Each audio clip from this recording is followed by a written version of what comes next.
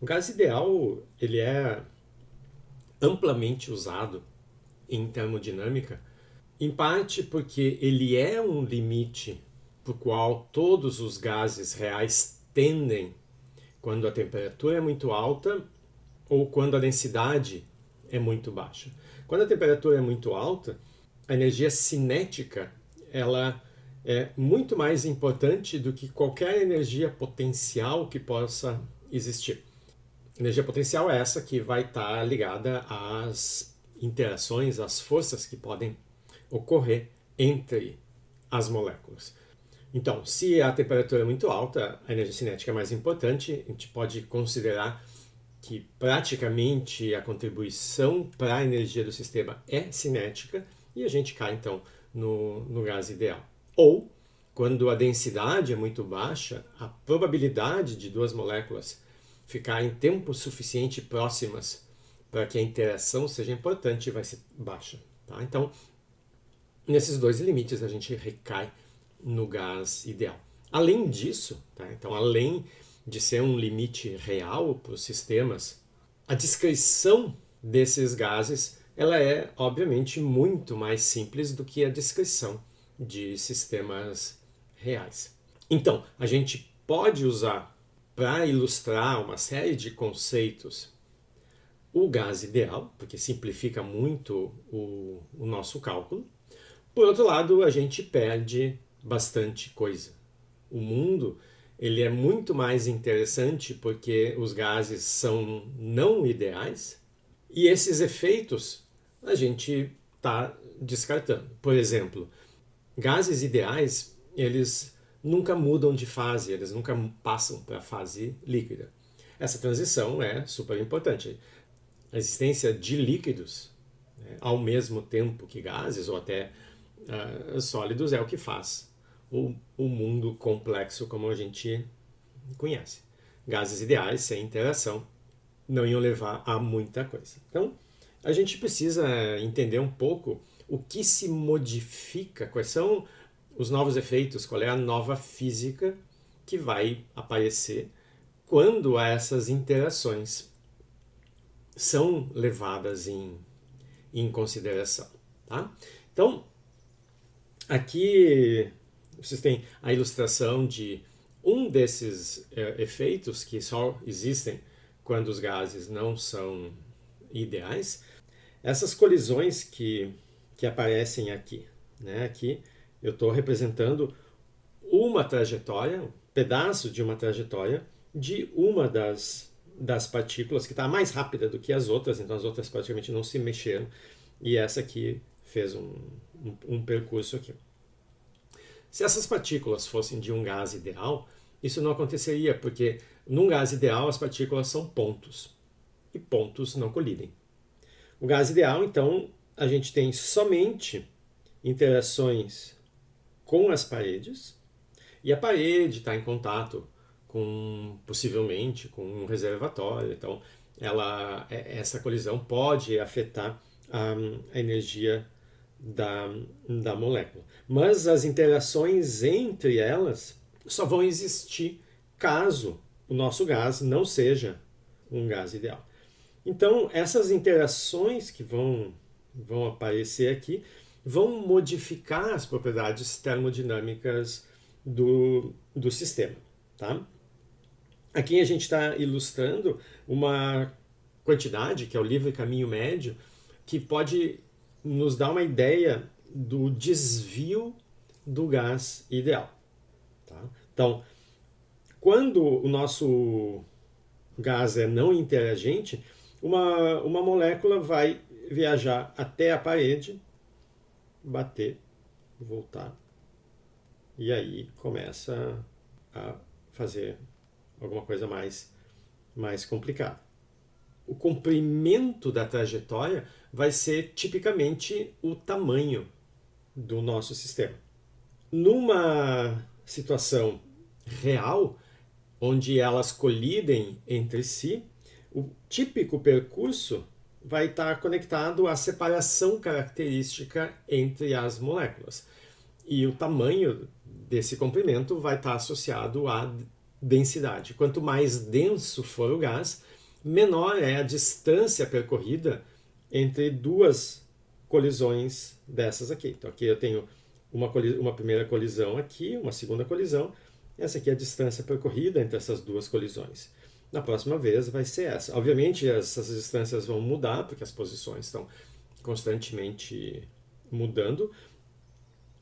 O sistema ele é homogêneo macroscopicamente, mas microscopicamente a gente tem essas diferentes distâncias entre as moléculas. Quando a gente faz uma média sobre um percurso muito longo, sobre muitas dessas moléculas, a gente obtém o livre caminho médio, a distância que a partícula percorre livremente antes de encontrar uma próxima partícula e sofrer uma colisão. Tá? Então, no gás ideal, a gente considera ou que essa quantidade aqui é infinita, no sentido de que se o gás não tiver contido, a molécula vai viajar para sempre. Claro que caso haja um confinamento aqui, a partícula ocupe uma caixa de comprimento L, esse lambda vai ser proporcional ao L, ao tamanho dessa caixa. Tá? Sem caixa, sem paredes, ela vai para sempre. Para vocês terem uma ideia, para comparar, na nossa atmosfera, no nível do mar, essa distância é muito menor do que isso. Tá? 10 na menos 7 metros significa que a atmosfera é bastante densa, as colisões são frequentes. Se a gente sobe a 100 km, que é 10 vezes a altura típica de um voo comercial, a distância que uma partícula vai percorrer é mais ou menos o tamanho da tela da janelinha que vocês estão vendo esse vídeo, da ordem de 16 centímetros. Subindo um pouco mais, se a gente for para a altura da estação espacial, essa distância, né, o livre caminho médio, pode chegar até a alguns quilômetros. Tá? Então, a gente está vendo que colisões acontecem todo o tempo. Ou seja, as interações são importantes. E a gente vai discutir hoje como é possível, partindo do gás ideal, fazer correções sistemáticas a esse comportamento. Ou seja, como é que a gente pode, aos poucos, incluir os efeitos das interações. Tá? Isso é a chamada expansão virial. Então, para que vocês tenham uma ideia da origem do termo expansão e depois como é que ele pode ser generalizado, vamos tomar o gás de Van der Waals. Então, eu escrevi a equação de estado do gás de Van der Waals, a pressão. Assim é a equação que vocês costumam ver, que é uma generalização do gás ideal, onde o volume finito das moléculas é levado em conta e a atração que existe entre elas, que faz com que aquelas moléculas que estão se dirigindo para as paredes sejam freadas porque todas as outras moléculas estão para trás. Então, se eu estou indo para a parede, eu tenho a parede na minha frente. Uma ou outra molécula. A maior parte das moléculas está atrás de mim. Então, a maior parte das forças que eu vou sentir vão ser me puxando para trás. Ou seja, diminuindo a minha velocidade, eu vou colidir com uma menor velocidade com a parede, o momento que vai ser transferido para a parede vai ser um pouco menor, ou seja, a força e, consequentemente, a pressão diminui.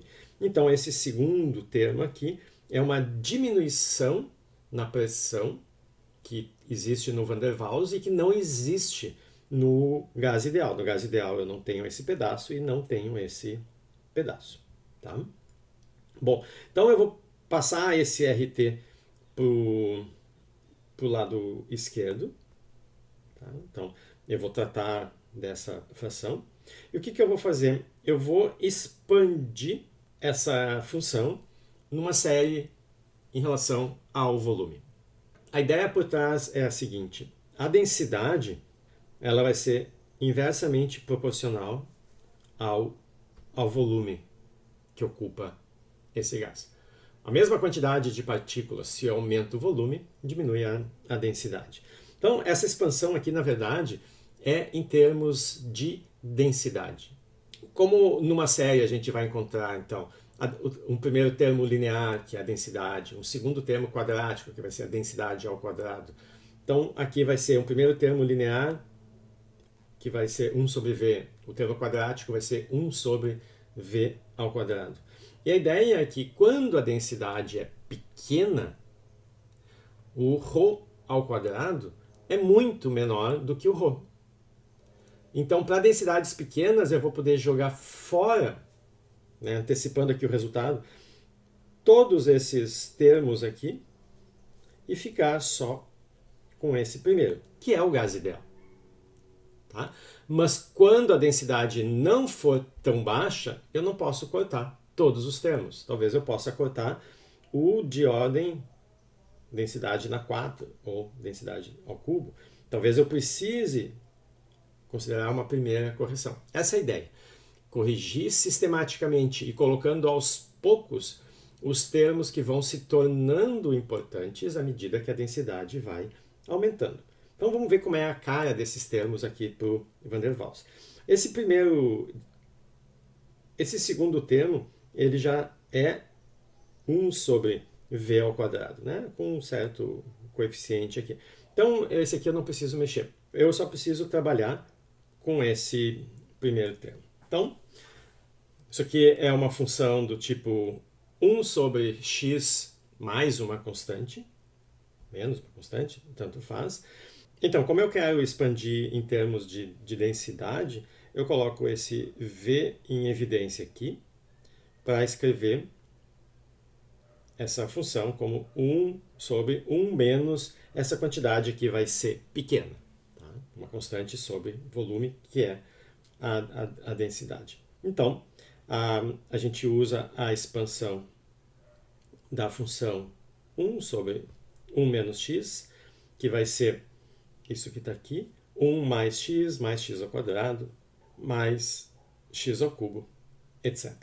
Então, aqui eu não estou usando o sinal de aproximado, porque, em princípio, eu coloquei a série inteira aqui. Se a gente cortar, aí usamos o aproximado.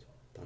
Então, eu fico com 1 sobre v vezes a expansão. Agora eu posso juntar, agrupar todos os termos de mesma ordem. Então, termos 1 sobre v, eu só tenho esse aqui, 1 sobre v vezes 1. Depois, termos quadráticos, eu tenho esse aqui, então é o b sobre v quadrado, mas eu tenho esse aqui também, menos a sobre rt. E daqui para diante, todos seguem o mesmo padrão. Então, eu tenho b2 sobre v ao cubo, b3 sobre v na 4. Então, a potência do b é sempre uma menor do que a potência do v. E aí, vai seguindo. Então, a ideia da expansão virial é justamente essa. Partindo do gás ideal, o gás ideal é quando eu interrompo a série no primeiro termo, e depois diferentes modelos vão introduzir diferentes correções de ordem mais alta. O gás de Van der Waals, para o termo quadrático, 1 sobre V2, ele usa esse termo aqui, e para os outros o coeficiente é 1. Então, a gente pode generalizar esse resultado. Então, esse aqui é específico para o gás de Van der Waals, essa série é específica para o gás de Van der Waals. A gente pode considerar uma série genérica, tá? Ou seja, onde o primeiro termo sempre vai ser gás ideal. Quando eu considerar todos os coeficientes iguais a zero, eu fico só com o gás ideal. Tá? Então, qualquer que sejam os nossos coeficientes, no limite em que eles vão a zero, a gente sempre recupera o gás ideal. Tá? Esses expoentes, em princípio, podem ser função da temperatura, exceto esse primeiro aqui. Então, a gente chama esse 1 aqui de B1, define assim, e aí pode simplificar a notação aqui escrevendo usando um somatório. Tá? Então, esse RT agora eu passo de volta para o lado de lá. Então, a pressão de qualquer gás sempre vai poder ser escrita como uma série, onde eu vou ter sucessivas correções ao gás ideal. Quando a gente define um modelo, o que a gente está fazendo é definindo o conjunto de coeficientes dos termos de ordem mais alta. Então, essa, dentro do retângulo aqui, é o que se chama de expansão virial. Tá? Do jeito que está, a gente não está especificando nenhum modelo. O modelo só vai ser conhecido no momento que eu especificar quem são esses coeficientes. Então aqui os dois casos que a gente conhece. Se eu considero o B de L como 1 quando L é 1 e 0 nos outros casos, isso é a delta de Kronecker, né? Então a delta de Kronecker, vocês conhecem, vai ser 1 quando o L for 1 e 0 nos outros casos. Se eu coloco isso aqui dentro da soma, a gente cai no gás ideal, porque só sobrevive o termo 1 sobre V. No gás de Van der Waals, que a gente viu no exemplo, o B2 vale isso aqui, e os outros Bs, né, acima, 3, 4, acima de 2, vão ter um expoente um dígito menor do que o dígito do volume embaixo. Tá? Como é que a gente compara com o gás ideal? Uma das maneiras é pelo chamado fator de compressibilidade. Voltando aqui para essa expressão, tá? Se eu multiplico por V dos dois lados, aqui eu fico com 1, aqui eu fico com 1 sobre V quadrado e assim por diante. Então, o primeiro termo, o gás ideal, ele vale 1. Qualquer desvio que a gente tiver da unidade significa que o nosso gás está se desviando, o comportamento desse gás está se desviando do comportamento de gás ideal. Então, esse fator mede isso. Quando isso aqui é próximo de 1, a gente tem o gás ideal. Esses coeficientes, como eu disse, eles podem ser função da temperatura. E quanto menor for a ordem do termo, mais importante ele vai ser. Então, a primeira correção que vai ser responsável pelo desvio do gás ideal vai ser esse termo, seguido por esse e assim por diante. Vamos supor que exista uma temperatura onde a primeira correção se anula. Isso significa que a próxima influência, nesse caso, nessa temperatura, vai vir desse termo aqui que é menor.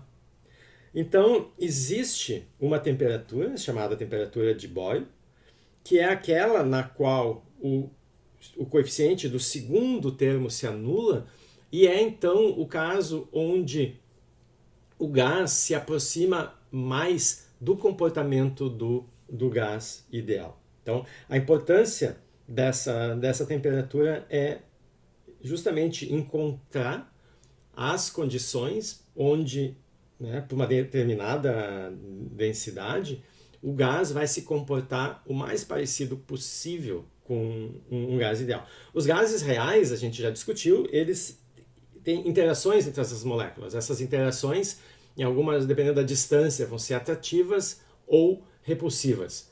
Então, nessa temperatura de Boyle, é quando os termos repulsivos e os termos atrativos eles estão o mais próximo possível de uma compensação. Porque no gás ideal não tem nem atração nem repulsão.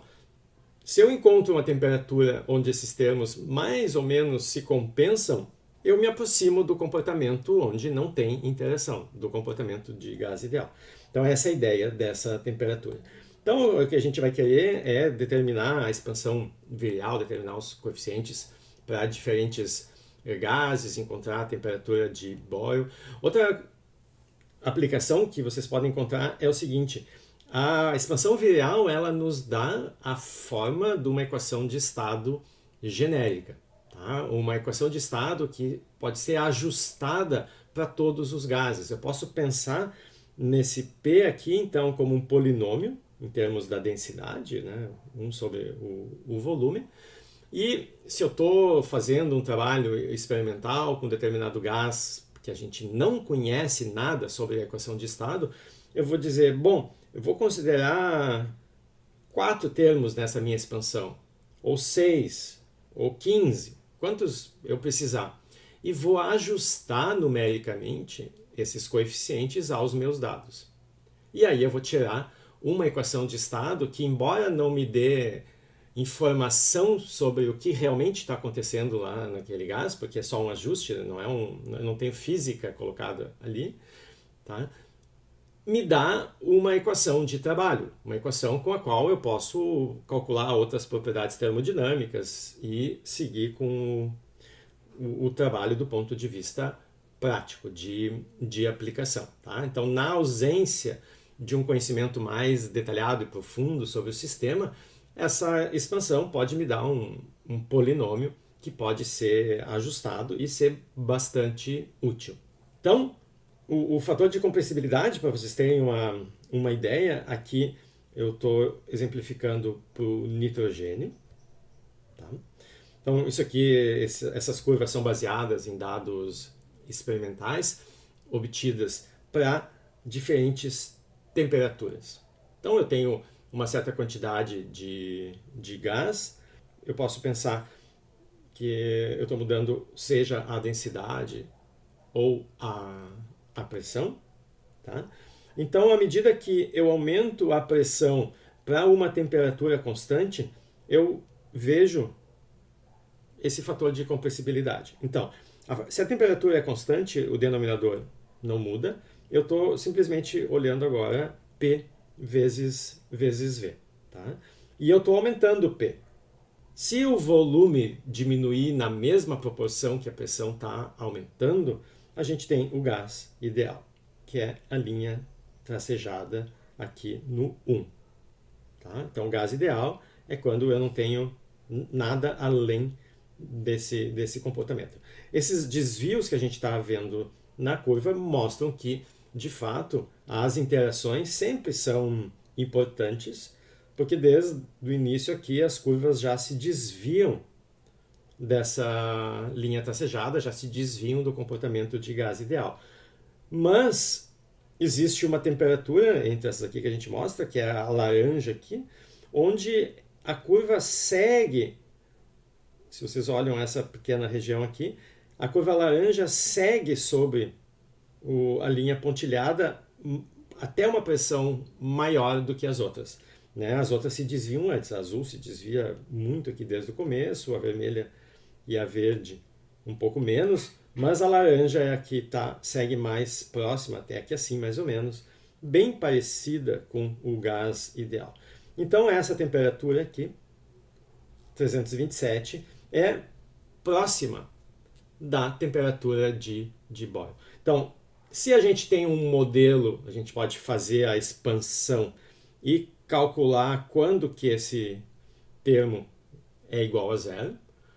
Tá? Mas se a gente não tem um modelo, tem só os dados experimentais, a gente tem que medir para diferentes temperaturas e achar isso a partir de gráficos como esse. Se a gente volta naquele nosso primeiro exemplo, para o gás de Van der Waals, o coeficiente B2 é isso aqui. Tá? O coeficiente do termo quadrático. Então, a temperatura de Boyle, nesse caso, é quando a gente iguala esse coeficiente igual a zero. Então, isso aqui vai ser A sobre B sobre T.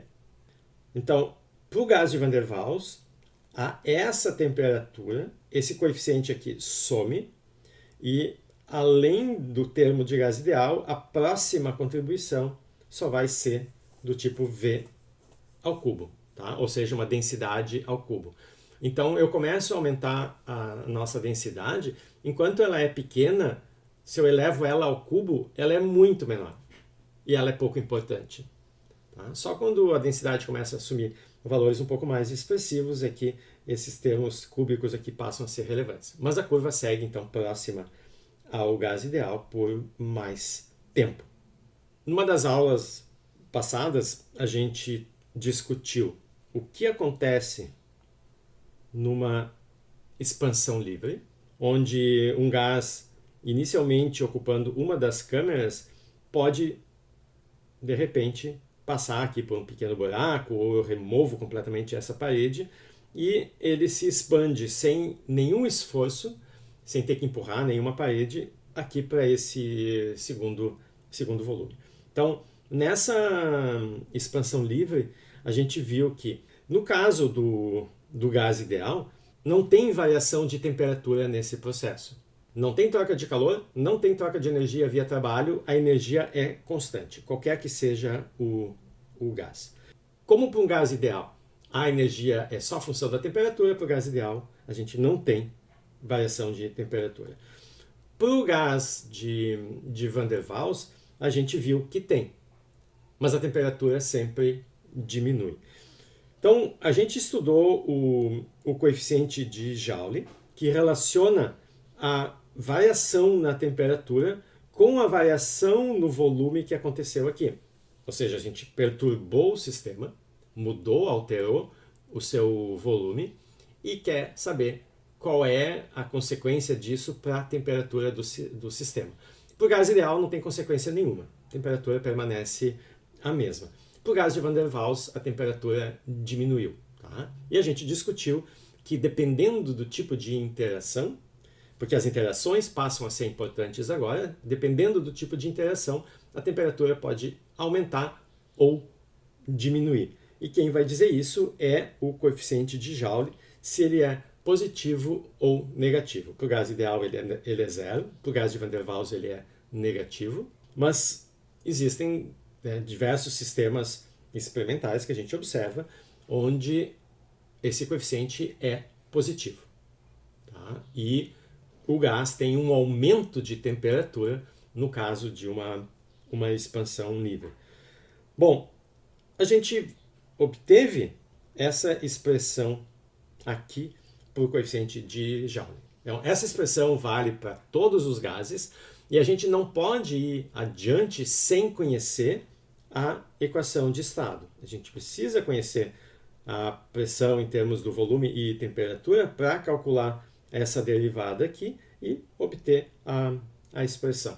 Então a gente faz para o gás ideal, faz para o gás de Van der Waals, e eu preciso ter a equação de estado para obter o coeficiente de Joule. Bom, mas agora a gente tem uma equação de estado genérica, que é a expansão virial, que é essa aqui. Então a gente pode substituir essa expressão para pressão aqui no J e calcular. Então, o que a gente tem que fazer? Tem que calcular a derivada dessa soma. A derivada da soma é a soma das derivadas. Como a derivada é em relação à temperatura, e a gente tem temperatura em dois lugares, em princípio, né, porque esses coeficientes podem depender da temperatura, a gente faz a derivada do produto. Então, o primeiro termo a gente deriva em relação a esse T, tá? Então nos sobra isso aqui, mais o RT vezes a derivada disso aqui. A temperatura pode aparecer nos coeficientes, então a derivada acaba sendo aplicada só nesses termos aqui. Notem também que, como a gente sabe que o B1 é uma constante, a derivada mata o primeiro termo. Então aqui a gente fica só com os termos além dele, tá? De 2 para cima. Tá? Então, aplicamos a derivada aqui na pressão. A gente nota que esse termo aqui é isso aqui e o R. Ou seja, é P dividido pelo T. Tá? Então, aqui coloquei essa identificação e agora eu vou cortar os termos de ordem mais alta. Eu vou truncar essa série. Vou ficar só com o primeiro termo. Então, aqui eu só pego o L igual a 2, então aqui fica V ao quadrado e aqui fica B2. Tá? Então, esse P sobre T mais o primeiro termo de correção. Como eu cortei a minha série, agora a gente está fazendo o que se chama de aproximação. Tá? Então, não tenho mais uma igualdade, eu tenho um resultado aproximado. E aí agora eu substituo isso no coeficiente de Joule. Mas aqui aparece multiplicado pela temperatura, né? Então, se eu multiplico aqui por T, eu corto aqui e aqui fica T ao quadrado. Tá? E agora eu coloco, então, tudo isso aqui. Bom, esse P vai, como tem um menos, vai cancelar com esse P. E aí eu tenho menos vezes tudo isso aqui, que é o resultado que está aqui. Então, esse aqui é o nosso resultado principal. Eu tenho agora o coeficiente que me diz o que vai acontecer com a temperatura de um gás ao sofrer uma expansão livre. Esse coeficiente ele vai depender da temperatura, do volume, do calor específico. Isso aqui são tudo quantidades conhecidas para o sistema. Agora, quem vai determinar o sinal do J para a gente saber se o gás aquece ou esfria na expansão vai ser, então, essa derivada. Tá? O R, o T ao quadrado, o V ao quadrado e o CV são quantidades positivas. Então, é esse sinal que vai ser importante. Em particular, a gente quer saber se o gás ele pode mudar de comportamento.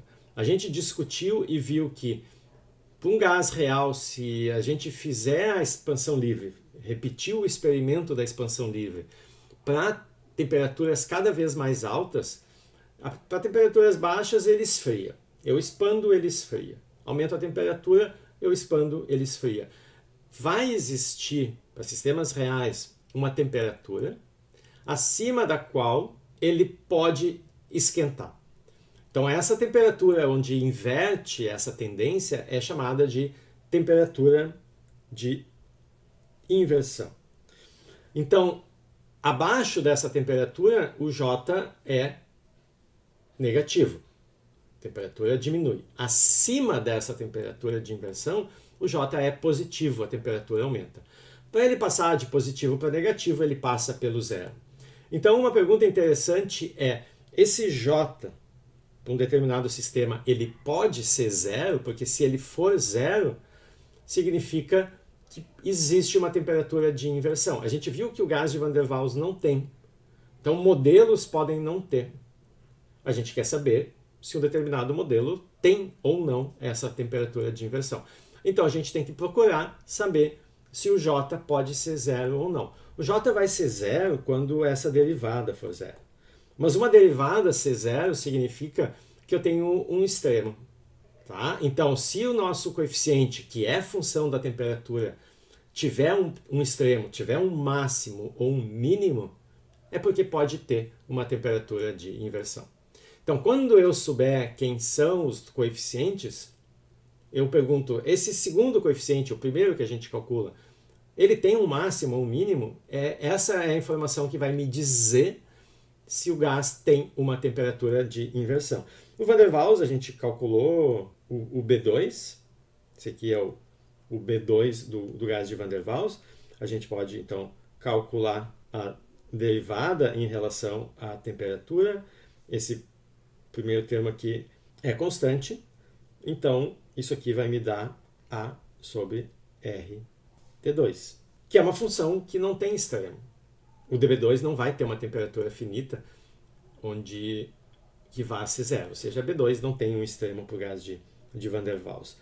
Essa derivada aqui é sempre diferente de zero. Temperatura infinita não é um caso interessante para a gente tratar. Então, o gás de Van der Waals não tem uma temperatura de inversão. E para terminar, então vamos pegar um outro modelo de gás. A gente tem várias equações de estados diferentes. Então, esse aqui é o gás de Eterite, que é um primeiro termo parecido com o termo de Van der Waals, só que eu tenho agora uma exponencial.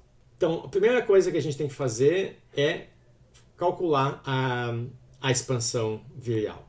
Eu tenho dois termos onde aparece o volume aparece aqui. Então, essas são as duas expansões que a gente tem que olhar. Esse primeiro termo é a mesma expansão que a gente fez lá para o gás de Van der Waals. Coloco o V em evidência, multiplica 1 menos B sobre V, e aí eu expando essa função e eu tenho exatamente os mesmos termos do gás de Van der Waals. Só que no gás de Van der Waals eu tinha mais um termo quadrático. Aqui não, aqui eu tenho vezes uma exponencial. Então eu tenho que fazer a série da exponencial e aí multiplicar todos os termos. Quando a gente expande a exponencial, aqui só estou escrevendo o termo linear, né? O primeiro termo além aqui do 1.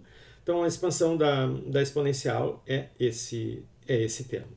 E em princípio eu tenho que multiplicar essas duas séries. Tá? Então a gente começa pelos termos de ordem mais baixa. Então, termos do tipo 1 sobre v, eu só tenho esse 1 multiplicado o 1 sobre v. Termos quadráticos, eu tenho 1 vezes esse cara aqui, que é esse, e tenho esse 1 sobre v vezes esse outro 1 sobre v, que me dá esse aqui. Então vocês notam que esse segundo termo aqui tem exatamente a mesma cara do segundo coeficiente da expansão para o Van der Waals. O B2, que a gente acabou de obter, é igual o B2 do gás de Van der Waals. Então, esses dois modelos, eles introduzem uma correção ao gás ideal que, em primeira ordem, é igual. Se eu corto a minha série aqui, a gente tem um gás ideal, como tem que ser. Se eu cortar a minha série aqui, tanto faz o gás de Van der Waals ou o gás de Dieterich são iguais. É só nos termos de ordem mais alta que esses dois gases vão se distinguir. Aqui o objetivo do exemplo é só ver se esse outro gás, que é mais complicado, né, que vai ter termos de ordem mais alta mais complicados do que o gás de Van der Waals, tá? Se ele vai ter ou não uma temperatura de inversão. Como o B2 é o mesmo, eu tenho a mesma temperatura de Boyle, que é quando o B2 é zero, mas eu não tenho uma temperatura de inversão, porque o B2 não tem um máximo. Tá? dB2 dt não é nunca igual a zero. Então esse gás também não tem uma temperatura de inversão. Nas notas de aula vocês vão ver que tem mais um exemplo. Nesse exemplo, que é uma equação de estado bem mais complicada, ali é possível ter uma temperatura de inversão se as constantes daquele gás tiverem valores adequados. Então, vocês deem uma olhada lá naquele exemplo, mas a ideia sempre é a mesma. A gente vai partir da equação de estado e vai expandir numa série em 1 sobre v, ou seja, na densidade, para obter as correções de ordem mais alta que vão ficando importantes à medida que a densidade cresce. No limite que a densidade é baixa, esses modelos, inclusive a expansão virial, todos recaem no gás ideal.